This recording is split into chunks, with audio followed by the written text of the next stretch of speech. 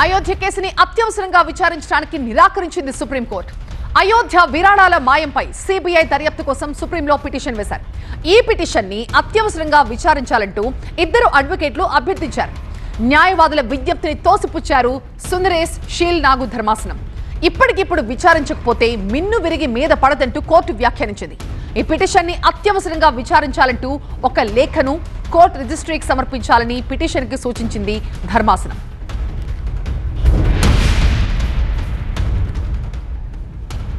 మా bureau chief Gopi ప్రస్తుతం మనకి లైవ్ లో అందుబాటులో ఉన్నారు. మరింత సమాచారంతో గోపి, నిందితుల తరపున ఎవరు కూడా వాదించకూడదు అన్న ఒక తీర్మానం కూడా చేసినట్టుగా తెలుస్తుంది. మరి వాళ్ళ పరిస్థితి ఏంటి? వాళ్ళ తరపున వాదించడానికి ఎవరు ముందుకు వస్తారు?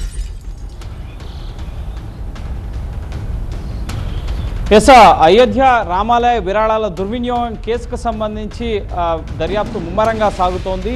ఈ దర్యాప్తు నేపథ్యంలోనే ఇటు చంపత్ రాయ్ ఆలయ ప్రధాన కార్యదర్శిని ఇటు సిట్ అధికారులు విచారించడం జరిగింది. ఆయన స్టేట్మెంట్ని రికార్డ్ చేశారు. అలాగే ఇటు అనిల్ మిశ్రా సహా మరికొంతమంది ఆరోపణలు ఎదుర్కొంటున్న వారిని కూడా ఇటు సిట్ దర్యాప్తు బృందం విచారించబోతోంది. ఇప్పటి వరకు 150 మంది స్టేట్మెంట్స్ని సిట్ రికార్డ్ చేయడం జరిగింది. దాని ఆధారంగానే ప్రాథమిక నివేదికను రూపొందించడం జరిగింది. ఆ ప్రాథమిక నివేదిక ఆధారంగా 8 మంది నిందితుల్ని ఇప్పటి వరకు అరెస్ట్ చేసి వాళ్ళని 3 రోజులు జ్యుడిషియల్ కస్టడీకి విధించారు. ఈ రోజుతో ఆ జ్యుడిషియల్ కస్టడీ ముగుస్తుండడంతో ఈరోజు మళ్ళీ వారిని కోర్టులో ప్రొడ్యూస్ చేయబోతున్నారు. ఈ నేపథ్యంలో నిందితుల తరపున ముఖ్యంగా న్యాయవాదులు ఎవరు కూడా విచారించవద్దు, ఆలయ సొమ్మును దేవుడి సొమ్మును దోచుకున్న వారి పట్ల ఎవరు ముఖ్యంగా వాదనలు వినిపించవద్దు అని చెప్పి ఫైజాబాద్ లాయర్స్ అసోసియేషన్ నిర్ణయించడం జరిగింది. ఈ నేపథ్యంలో ప్రభుత్వమే వారి తరపున ముఖ్యంగా అడ్వకేట్స్ని నియమించే అవకాశం కూడా ఉంటుంది. ప్రతి ఒక్కరికి న్యాయం కల్పించేందుకు ముఖ్యంగా చట్టబద్ధంగా రాజ్యాంగబద్ధంగా ప్రతి ఒక్కరికి హక్కు ఉంటుంది కాబట్టి ప్రభుత్వం న్యాయవాదులు ఎవరు కూడా విచారణకు ముందుకు రాకపోతే ప్రభుత్వమే నియమించే అవకాశం కనిపిస్తుంది. ప్రస్తుతం సుప్రీంకోర్టుకు కూడా ఈ అంశం వచ్చింది. సిట్తో కాదు సిబిఐతో ఎంక్వైరీ జరపాలి అని చెప్పి న్యాయవాదులు సుప్రీంకోర్టులో అత్యవసరంగా ఈ పిటిషన్ విచారించాలి అని చెప్పి ఈరోజు మెన్షన్ చేయడం జరిగింది. అయితే అత్యవసర విచారణకు జస్టిస్ సుందరేశ్ ధర్మాసనం నిరాకరించడం జరిగింది. ప్రస్తుతం వేసవి సెలవులు కొనసాగుతున్నాయి కాబట్టి సెలవులు ముగిసిన తర్వాత జూలై 1 నుంచి ఇటు రెగ్యులర్ కోర్టు ప్రారంభమవుతుంది. అప్పుడు ఈ పిటిషన్ని లిస్ట్ చేయాలి అని చెప్పి రిజిస్ట్రార్ను ఆదేశించడం జరిగింది.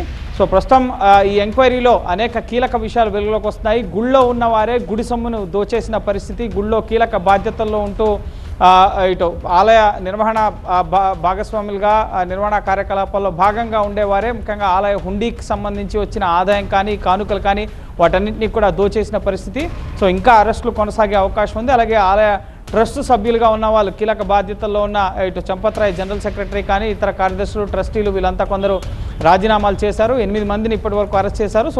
ఈ ఎంక్వైరీలో మరిన్ని అరెస్టులు కొనసాగే అవకాశం ఉంటుంది. మరోపక్క రాజకీయంగా అనేక పార్టీలు బీజేపీలో ఉన్న కొందరు నేతలు కానీ సమాజ్వాదీ పార్టీ కానీ ఇతర పార్టీలకు సంబంధించిన నేతలు దీన్ని సిబిఐకి అప్పగించాలన్న డిమాండ్ కూడా వ్యక్తం చేస్తున్నారు. సిబిఐ నేతృత్వంలో సిట్ ఇన్వెస్టిగేషన్ కొనసాగించాలి అని చెప్పి డిమాండ్స్ వస్తున్నాయి. ఆ నేపథ్యంలోనే సుప్రీంకోర్టులో పిటిషన్ ఫైల్ అయింది.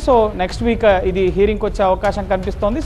ఖచ్చితంగా అనేక మంది ముఖ్యంగా ఆలయంలో ఆలయ నిర్వహణ బాధ్యతలో ఉంటున్న వారే ఈ ఆలయ సొమ్మును దోచేసిన పరిస్థితి.